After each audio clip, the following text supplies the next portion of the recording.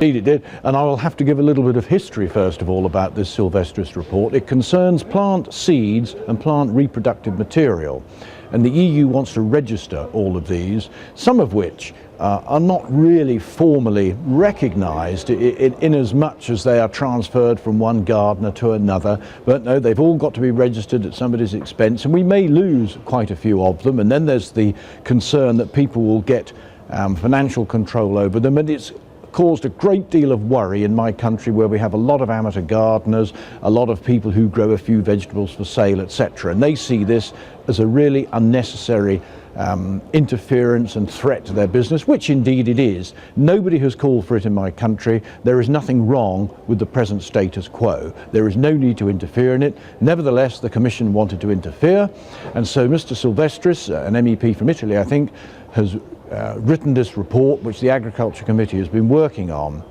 And the idea of this report was to consolidate 12 former directives into one and make everything nice and simple. This is always what we're told, isn't it, how nice it's all going to be.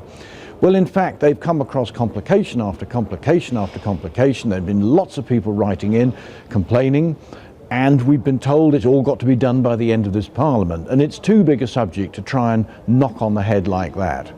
And so in the Agriculture Committee, we really felt that we just wanted to stop it.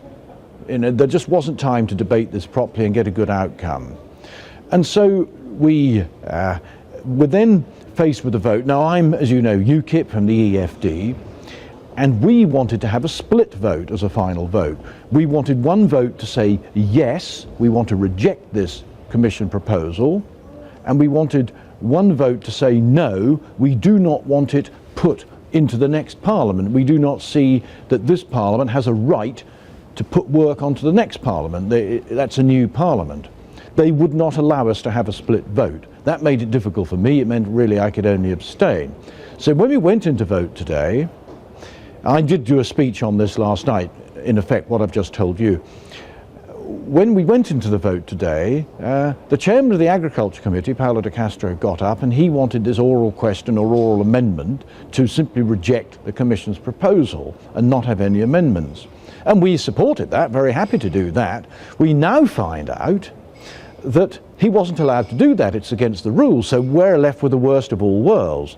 The Commission proposal is effectively going to go forward without any input from the Agriculture Committee at all. It won't be amended.